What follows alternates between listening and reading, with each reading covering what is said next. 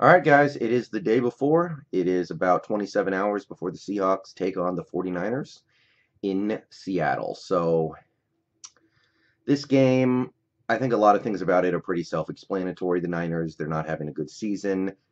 They might have more excuses than any other team in the league for why they're not having a good season. Obviously, they don't have their quarterback, they don't have their running backs, they're missing their wide receivers. I think both of their number one and number two wide receivers are out tomorrow. They have a couple other injuries as well that have piled up a little bit throughout the year. So there's just not a lot going well for the 49ers this year. Offensively, they still can do some things. They've had some good games. They've had some good moments. Kyle Shanahan knows how to draw up a play, and we've seen that pay off in a few of these games against like the Packers and the Raiders. But, they're average at best over there, and defensively, they're giving up a lot of points. And it's a team that, do they even want to win? And at this point in the season where they have 2 wins and a couple other teams have 2 wins, I know nobody goes out there to tank, but if you're a 49er, do you even really want to win games right now? So, um, yeah. Basically, I look at the Niners, their offense, it's a scheme thing, and sometimes they do some things pretty well because they have Kyle Shanahan drawing up plays for them. But especially right now, it's very low on talent. They've got backup quarterbacks, backup running backs. Now they got backup wide receivers. The one guy, the one guy on that offense that I can really pinpoint as being, something to think about is George Kittle. It kills me that, I kind of wanted to draft the dude. Seahawks fans on my Twitter really wanted to draft the dude. We were very, very unhappy when, we had the opportunity to draft George Kittle and it didn't go through. So it kills me to see him in a rival uniform, and it hurts to see him playing as well as I thought he might. I wasn't as high on him as some of the Seahawks fans I saw on Twitter, yeah, but he can play. And in what is otherwise a pretty sad offense, he's doing some things. So that's the one guy. Look out for George Kittle. Defensively, DeForest Buckner's the one guy on their defense who seems like he's doing some stuff. So, another test for our offensive line. They've been playing well the last few games, most of the season, really. And DeForest Buckner's the one guy who seems like he's really getting after the quarterback. They're not making plays on the ball. They have 2 picks on the year through 11 games. 2 interceptions through 11 games. I mean, I've seen some Seahawks teams not pick off passes, but it's never been that bad. So, there's not a lot to say about this one. I mean, the Niners, they're not a very good team. Even if they were healthy, they probably were going to be pretty average. And at this point, they're clearly not even that. They're well below that. But, they're not the Raiders.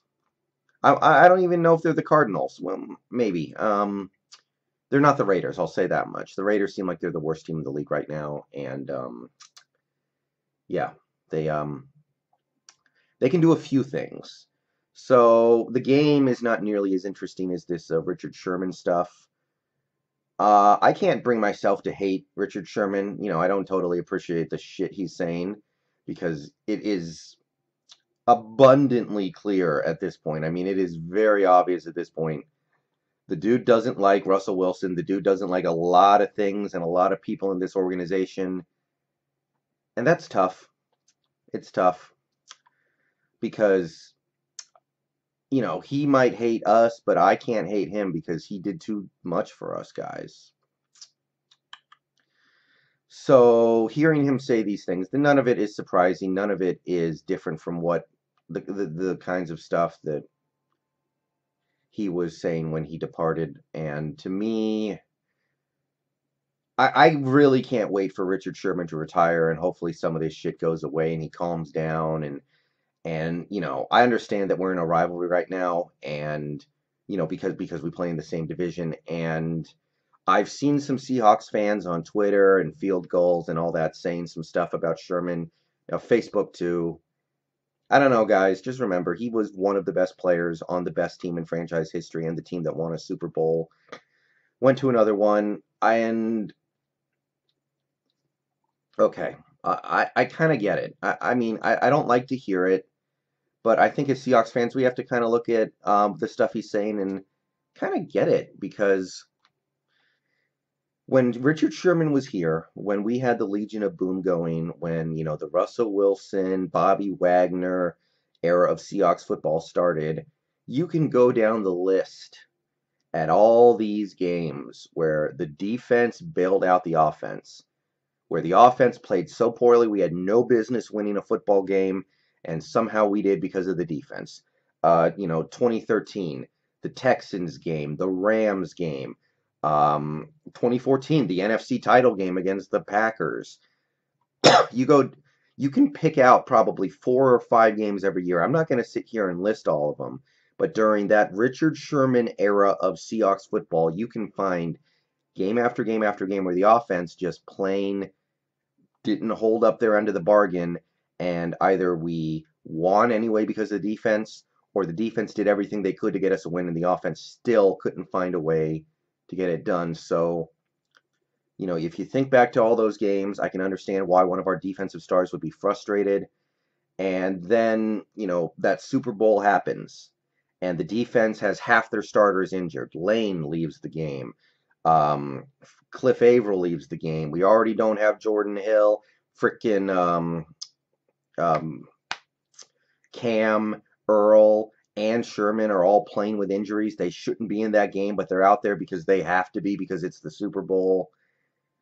And it's the one time when the offense needs to pick up for the defense because, yeah, the defense gave up some touchdowns in that fourth quarter of that Super Bowl, but that was the one time where the offense needed to say, hey, we got to pick up for this defense now because they've done it for us so many times and they almost did it. They didn't do it. I can understand why Sherman can look at a game like that and go, well, one time we needed the offense to bail us out. They couldn't do it after the probably 2 dozen times in the Russell Wilson era where the defense flat out won a game, where the offense didn't help at all. I'm serious. You can probably find at least 20 games like that. So whenever I hear guys like Sherman and some of the other guys on that defense kind of, express themselves in not so friendly ways to the offense and Carroll and Wilson and Bevel and all that, I try to sympathize, and I think Seahawks fans need to as well. I still don't want to hear it because football's a team sport, and it's just not what you want to hear with your teammates. But at this point, Richard Sherman, he's just kind of a reminder of the fact that we had a chance to win 3 or 4 Super Bowls with Wilson and Wagner and Carroll, and it didn't happen in part because the guys just didn't like each other very much. So that's what I got to say about that. I can't wait for Sherman to just retire so I don't have to freaking deal with this. Um, and once he retires, I think it'll be a lot easier. He'll probably go into the Hall of Fame as a Seahawk. I can't imagine that he doesn't. So,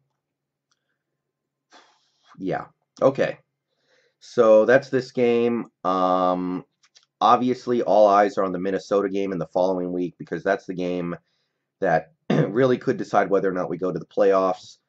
So it's easy to overlook this game. I'm not worried about it being a trap game. I just don't see this team, they're barely above 500, a 500 team overlooking anybody. But we'll find out. We'll find out, man. So that's really all I got for this game, guys. I don't know. It's tough to talk about the 49ers right now because I'm not even convinced they really want to win games right now. So I'm out of here. I might stream Zodiac Age tonight. I don't know. I don't get very many viewers, so I usually never bother going live. But see you guys tomorrow after the game. Looking for a win, expecting a win, looking to keep it going after the big one last week. All right, peace.